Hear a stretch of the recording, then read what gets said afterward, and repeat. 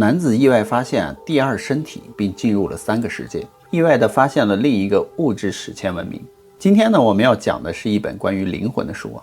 一直以来呢，有很多的神秘学者和爱好者呢，都试图通过幻象和濒死的现象呢，来证明灵魂的存在。而这个美国人啊，罗伯特·门罗呢，就亲身体验了灵魂离开身体的感受。他说呢，地球有3个世界啊，一个是我们所在的物质世界，一个是意识世界，另一个呢是新物质文明。他似乎找到了连接物质世界和意识世界的通道。那这本书的名字呢，就叫做《出体旅程》。他看到的3个世界到底是什么样子呢？让我们进入今天的故事啊，人的第2个身体3层时空。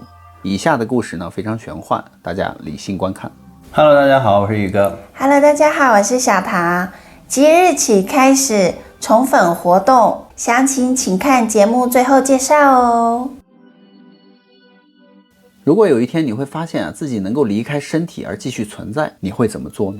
时间呢就回到1958年的某一天一个美国人罗伯特·门罗呢，在半梦半醒中呢，首次体验到了灵魂出体的感觉。那一天下午呢，门罗独自躺在一个安静的房间里打盹，在半梦半醒之间呢，他突然感受到了一束明亮的光线呢，从北面的天空照射下来，大概呢与地平线形成一个30度的夹角。一开始他以为这是阳光嘛，但是按理说阳光不可能从房子的北面照过来呀。奇怪的是，当光线照射到他身上的时候呢，他感到身体开始剧烈的摇晃，更像是在震动。他想控制自己的身体却发现无能为力。门罗当时十分的恐惧他以为自己生了什么疾病嘛，他拼命的想挣脱这种无形的束缚呢。可是当他慢慢的能够在沙发上坐直的时候呢，那种令人的恐惧的震动感就慢慢消失了。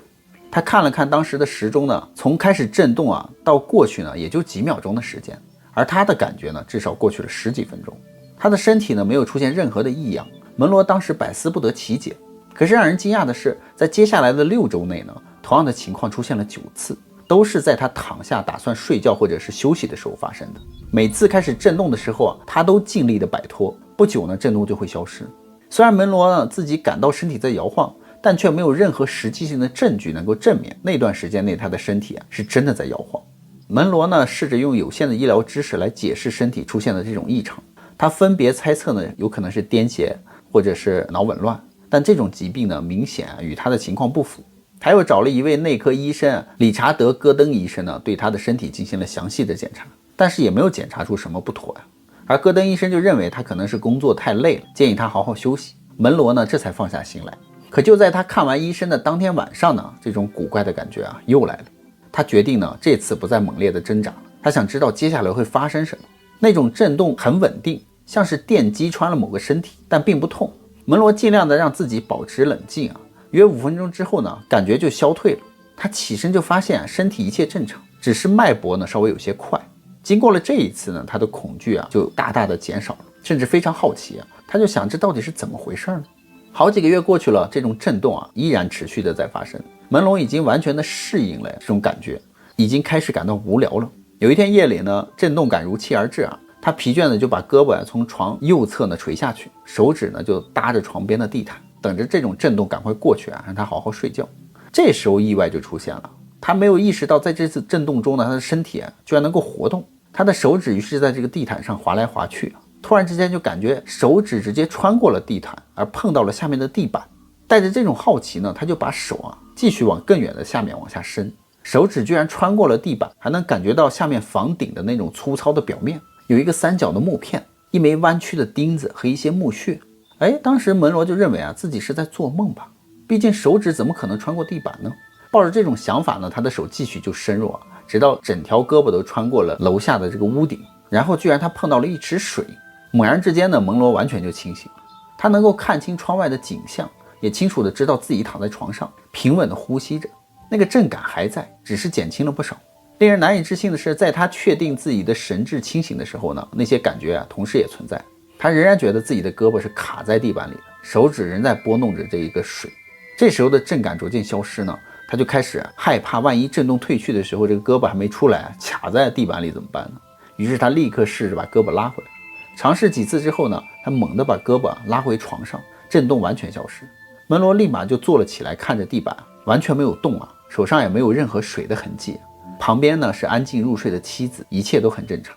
在这之后呢，门罗就找了精神科专家，向他提起了震动的这种现象。专家认为呢是焦虑症或者是妄想症，没有给出更多的解释。因为以目前的科学、工程以及医学的知识都无法得到答案或者是推论。大约4周之后呢，门罗正躺着思考该怎么分析这件事情，忽然就感觉自己的肩膀撞到了什么东西。他伸出手呢，碰到了光滑的墙面。奇怪的是，这墙上什么都没有，没有窗户，也没有摆设。随着他的移动呢，他才发现自己居然真的飘到了天花板附近。这面光滑的墙呢，就是天花板。当时他大吃一惊往下望去呢，就看见妻子和自己正躺在这个卧室床的中间。那是怎么回事呢？他心想，难道我已经死了吗？门罗一边这样想着一边在空中像跳水一般的努力的想要扑向自己的身体。然后他就感觉到了床和被子的触感。醒来之后呢，他转头就看到了妻子躺在自己的身边，而身体呢也能够正常活动。至此之后呢，门罗就开始刻意的离体，感受身体漂浮在空中的奇妙感觉。他把这种状态呢叫做第二状态，把那个悬浮在空中的非物质的身体呢叫做第二身体。一位叫做布莱肖的医生呢给他提供了一条线索。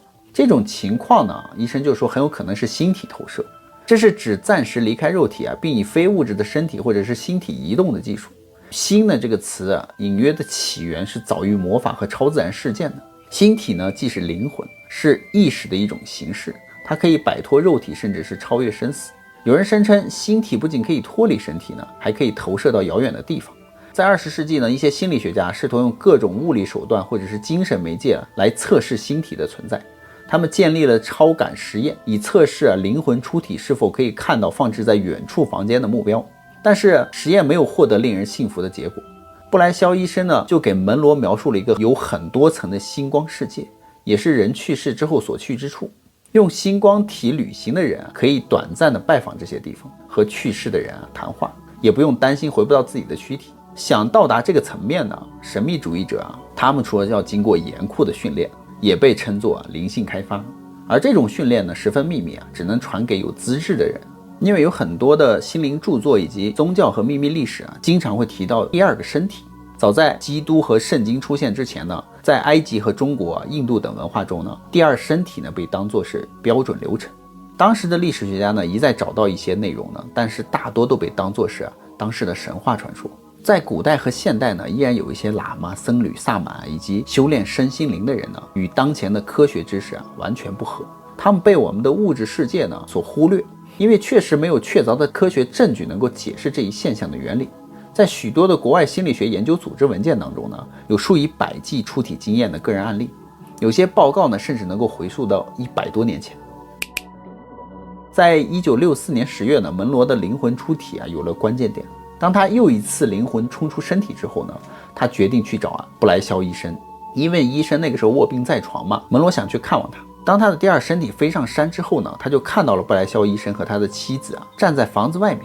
门罗当时就很好奇医生明明他应该躺在床上养病怎么跑到外面来了呢？于是门罗就飘到二人身边试图引起他们的注意，但是二人呢好像完全看不到他。门罗回到自己的身体内呢，立刻打电话给布莱肖医生询问他们下午在哪儿。医生的夫人就告诉他说，他们下午4、5点的时候出去呼吸了一下新鲜空气。这第一次就证明了这是一些超出心理学和精神学所允许的东西。在医生和夫人出门时候呢，门罗的身体是躺在床上的，他事先根本就不知道两人穿什么衣服何时出门。因此这些事情呢还需要更多的证据。在讨论第二状态下的身体的时候呢，门罗说常见的问题就是要去哪儿。因此呢，把这些环境可以分为3个现场。现场1呢，门罗说就是真实存在的，就是在实验发生之时的物理世界里的人和地点组成的，它就是通过人类肉体的感官所能呈现的，我们完全确定是存在的那个世界，那个叫做第一世界。那第二身体访问的现场1的时候呢，不会看到奇怪的生物、事件或地方，而另一些出体去到的地方呢，跟此时此地的物质世界是有所区别的，它称之为现场2。现场2是一个非物质环境，这里就不存在时间，过去未来都存在于现在，思想呢就是一切的存在之源，你想什么就是什么，所以它可以把它叫做这是一个思想的世界。在现场2之中呢，一个人想去哪儿呢，通常不是由他的表意识，而是由他的超意识决定。他说在现场2之中离物质世界区域最近的人呢，大部分是一些很疯狂、受情绪驱动的人。这里呢包括一些身体还活着，但是因为睡着或者其他原因进入了第二身体的人。也极有可能呢是那些身体已经死去了，但是仍然有一些感情纠缠的人。后来呢，门罗就来到了一所大学的 EEG 实验室中对此事进行了研究。在第二现场呢，门罗曾经有5-6次看到过天空的符号，是一串粗大的原始符号，排成了弧形，正好就穿越现场第二的一个区域。路过这个区域的时候，每个人都要绕过这个障碍。这些原始的符号呢，像一个代数方程式。有人给门罗就讲了符号的故事。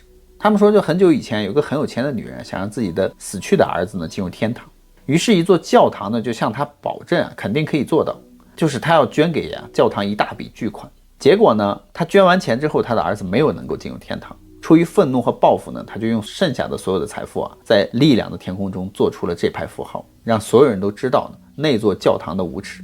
而女人和他的儿子以及那个教堂都已经消失在了远古，但符号却依然还在，仍然没有任何人能够除去这些符号。所以门罗就怀疑呢，大部分人或者是全人类睡着的时候都会访问现场2。